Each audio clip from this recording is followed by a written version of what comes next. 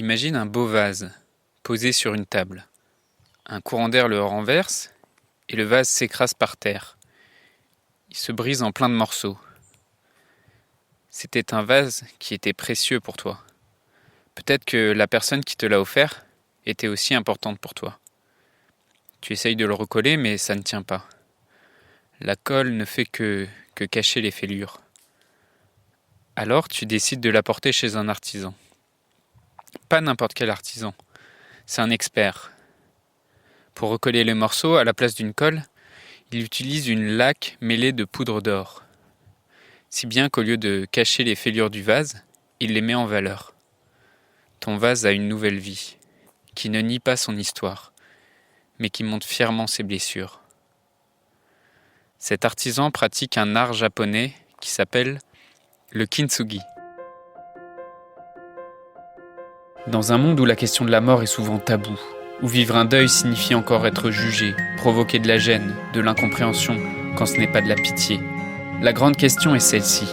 Comment des orphelins comme nous, qui avons vécu très tôt la mort d'un parent, qui ne voulons pas porter ce poids sur nos épaules toute notre vie, ni qu'il impacte nos relations actuelles, comment nous pouvons y donner un sens nouveau, construire des relations plus profondes, et surtout, comment nous reprenons le pouvoir sur nos vies. Mon nom est Johan, et bienvenue chez les orphelins résilients. Bonjour à toi, cher orphelin résilient. C'est de nouveau un plaisir pour moi de te retrouver ici pour aborder ce sujet qui pour moi est important et tabou, qui est celui du deuil et de ce que c'est d'être un orphelin. Aujourd'hui, on va parler de la résilience, de ce que signifie ce mot, des facteurs qui aident à développer cette résilience et de comment ça peut t'aider à surmonter les épreuves que tu rencontres dans ton vécu d'orphelin, comment ça t'aidera à développer ton empathie et à améliorer tes relations. Donc comme je te l'expliquais dans l'épisode 4 de ce podcast dans lequel je te raconte vraiment mon histoire personnelle, moi ce qui m'a amené à travailler là-dessus, c'est vraiment le fait de m'être retrouvé célibataire au début de l'année 2018 et d'avoir alors à travailler sur moi, à prendre conscience des schémas qui se reproduisaient en moi. Et donc en travaillant sur moi, en développant cette résilience, et aussi en apprenant à aller vers les autres au lieu de m'isoler, ça m'a donné plus de force pour affronter mes propres souffrances. Et c'est aussi ça qui m'a permis d'être plus altruiste, pour être capable d'écouter la souffrance des autres et d'avoir plus d'empathie pour les autres. Et je pense que c'est un élément primordial en fait quand tu as envie d'avoir des relations inspirantes et sincères, d'être capable d'avoir de l'empathie à l'intérieur de ces relations. D'abord, quand on parle de résilience, ce que ça désigne en fait, à la base, la résilience, ça a une définition au niveau physique. On parle de résilience pour un matériau, et la résilience, c'est ce qui caractérise le matériau et c'est ce qui quantifie sa résistance au choc. Donc pour un organisme aussi, on parle de résilience pour un organisme, c'est sa capacité à retrouver un fonctionnement normal après avoir vécu une perturbation. Le mot résilience, en fait, il vient du latin et il désigne le fait de rebondir. Et donc au niveau psychologique, quand on transpose ça d'un point de vue psychologique, la résilience, c'est la capacité de reprendre un nouveau développement après avoir vécu un traumatisme ou après avoir vécu un choc psychique important. La résilience, c'est un concept qui a été popularisé en France par Boris Cyrulnik. Boris Cyrulnik, c'est un neurologue et un psychiatre français qui a vraiment fait de sa spécialité la question de la résilience. Et dans son histoire personnelle, c'est un exemple parfait de résilience en fait. C'est Boris Cyrulnik, il est né avant la Deuxième Guerre mondiale. Il est d'origine juive, ukrainien et polonais. Et sa famille, ses parents sont morts à Auschwitz. Et lui, il a été arrêté à 6 ans par la Gestapo. Et il a failli aussi mourir, mais il s'en est réchappé à temps. Donc lui, c'est vraiment un bon exemple d'orphelin résilient. Et donc, plus grand, il a décidé de travailler en tant que neurologue et psychiatre sur cette question. Et donc dans son travail, Boris Cyrulnik, ce qu'il recherche des personnes qu'il étudie, c'est quels sont en fait les facteurs qui favorisent cette résilience. Donc c'est quoi les facteurs au niveau du contexte social qui aident une personne qui a vécu un traumatisme psychique à avoir un nouveau développement après ce traumatisme. Et donc dans les principaux facteurs que lui il nomme, il y a le fait d'être en sécurité, le fait d'avoir des relations et donc une sécurité affective aussi, un entourage, et toute la culture qu'il va y avoir autour, donc soit des enfants, mais aussi des adultes après avoir vécu un trauma. Et donc ce qui est vraiment important, c'est d'avoir ce soutien affectif et qu'il soit présent autant avant, pendant et après le traumatisme. En tant qu'orphelin, on a tous vécu un traumatisme dans l'enfance ou dans l'adolescence ou comme jeune adulte avec la perte d'un parent, avec la perte de notre père, de la mort de notre mère ou même des deux parents. Selon Boris Cyrulnik, ce qui aide à développer cette résilience, à avoir cette capacité à rebondir et à avoir un nouveau développement, à construire un nouveau développement à partir de ce traumatisme, c'est en grande partie le soutien affectif. Et c'est aussi pour ça que j'ai fait le groupe des orphelins résilients. C'est pour ça que ce groupe existe aussi. C'est pour donner ce contexte, ce soutien affectif, cette compréhension pour les orphelins. En plus de ça, la résilience, en plus de te permettre d'avoir un nouveau développement après avoir vécu un traumatisme, la résilience, elle te permet d'accomplir d'autres choses. Parce qu'en fait, la résilience, elle t'aide à aller mieux après une souffrance. Mais cette souffrance et le fait d'avoir dépassé en quelque sorte cette souffrance, ça crée un désir d'altruisme. Ça crée une volonté d'aller vers l'autre, de l'aider. Et ça invite à comprendre soi-même ce qu'on a vécu. Et souvent, quand on a compris quelque chose, on a envie de le partager avec quelqu'un.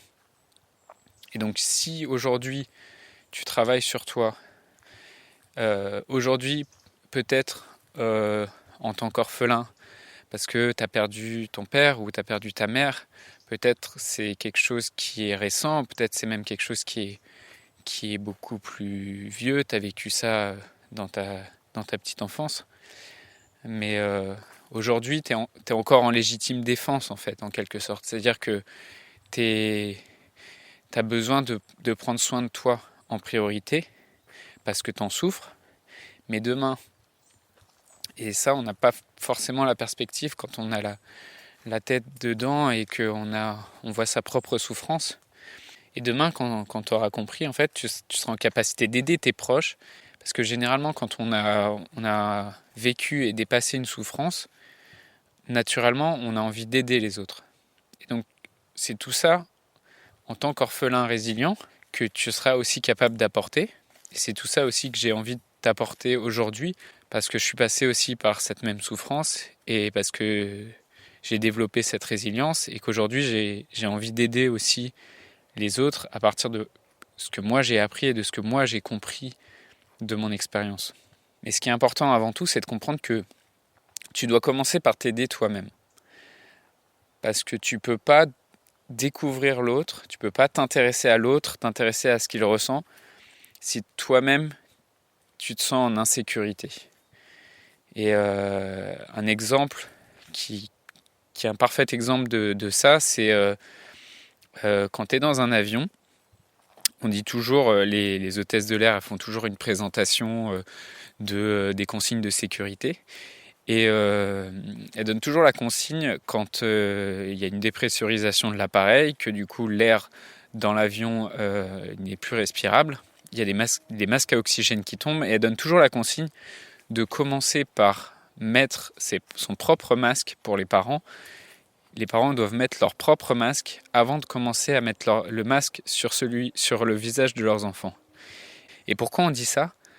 Simplement parce que si les parents s'évanouissent, l'enfant ne sera pas en capacité d'aller mettre le masque sur le visage de ses parents. Alors que si l'enfant s'évanouit, le parent qui aura mis son masque en premier, il pourra aider son enfant, il pourra lui mettre un masque. Et ça peut paraître un peu égoïste de prime abord, mais en fait, tu ne peux pas aider quelqu'un si tu ne t'es pas aidé toi-même avant. Et c'est pour ça que c'est fondamental de développer, entre guillemets, cette sorte d'égoïsme, en tout cas de commencer par prendre soin de soi, prendre le temps de digérer cette souffrance, de la comprendre et de la dépasser avant de vouloir prendre soin des autres. Et moi, personnellement, j'aime ce concept de résilience, en fait, parce qu'il implique une volonté de réagir par rapport à des événements et par rapport à des traumatismes, et il symbolise un certain courage. Et la résilience, en fait, elle donne un certain espoir parce que elle te fait comprendre que quand tu vis un traumatisme, quand tu vis un événement, quand tu es un orphelin, quand tu as perdu tes parents quand tu étais petit ou quand tu étais un jeune adulte, tu as un certain degré de liberté. Tu n'as pas une liberté totale parce que l'événement, tu le subis. L'événement, il t'est arrivé. Tu n'as pas la liberté parce que tu n'as pas tous les pouvoirs, mais tu as un certain degré de liberté. Tu n'es pas juste une chose qui subit un événement et qui n'a aucune capacité d'agir. Et c'est ça que symbolise la résilience. L'espoir qu'il y a des personnes, il y a des orphelins, dans ton cas, qui vivent ce traumatisme étant enfant et qui développent une capacité à rebondir. Et je pense que c'est important d'avoir cet espoir et cette vision que c'est possible de rebondir. Maintenant, je voudrais te parler un petit peu de l'art dont je faisais allusion en introduction de cet épisode, qui s'appelle le kintsugi. C'est un art japonais et pour moi, c'est la représentation exacte de la résilience. Le kintsugi, c'est aussi le logo du podcast et du groupe des orphelins résilients, ce vase noir avec des fêlures dorées. Cet art, en fait, il consiste à réparer des porcelaines, à réparer des poteries qui ont été brisées pour leur donner une deuxième vie en embellissant leurs cicatrices, en embellissant les fêlures au lieu de les cacher. Et pour moi, c'est vraiment ça aussi, toute la puissance de la résilience, c'est-à-dire que au lieu de cacher cette souffrance, au lieu de mettre la poussière sous le tapis, on va la montrer, on va en être fier et cette souffrance, elle va faire notre nouvelle identité. Voilà, est-ce que toi, la résilience, c'est un concept que tu connaissais déjà ? Qu'est-ce qu'il évoque pour toi par rapport à ton histoire d'orphelin ? Et est-ce que tu penses dans ton entourage des exemples de personnes résilientes parmi tes proches, parmi ta famille ? Est-ce que tu as des proches aussi à qui tu penses et que tu aimerais pouvoir aider une fois que tu auras développé cette résilience ? Viens nous en parler dans le groupe Facebook. Je voudrais te remercier d'avoir écouté cet épisode et j'espère sincèrement que ce que je t'ai partagé aujourd'hui t'a aidé. Si ça t'a aidé, alors assure-toi de le partager avec quelqu'un d'autre qui en a besoin. J'ai créé récemment un groupe Facebook qui rassemble des orphelins ayant pour mission de partager leur expérience et de s'entraider. Ce groupe s'appelle Orphelins Résilients et l'accès est gratuit. Tu peux retrouver tous les détails pour rejoindre le groupe dans la description du podcast. Orphelins Résilients, c'est une communauté d'orphelins entreprenants, audacieux, ayant réellement envie de faire une différence dans leurs relations auprès de leurs proches et avoir une vie de couple inspirante. Dans ce groupe, tu retrouveras des interviews d'experts et d'artistes, des questions-réponses, des lives et des méditations, et surtout un groupe d'orphelins motivés, courageux et bienveillants. Donc je t'invite à rejoindre le groupe dès maintenant, c'est l'endroit dans lequel je partage le plus de contenu en ce moment. Le podcast Orphelins Résilients, c'est un nouvel épisode tous les jours du lundi au vendredi à 8h. Merci encore pour ton écoute. Je te laisse découvrir le sujet du prochain épisode. À très vite. Dans le prochain épisode, je te raconterai comment j'ai été amené à créer ce mouvement des orphelins résilients.